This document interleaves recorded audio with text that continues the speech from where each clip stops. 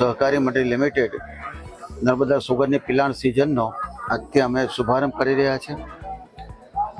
આગામી સિઝન અંદાજિત 9 lakh metric ton શેરડીનું પિલાણ આપણી સુગર ફેક્ટરીમાં થશે અને અંદાજિત 32,000 એકર જે શેરડીનો પાક ઊભો છે એ પાકનું આપણે કટિંગ કરીશું.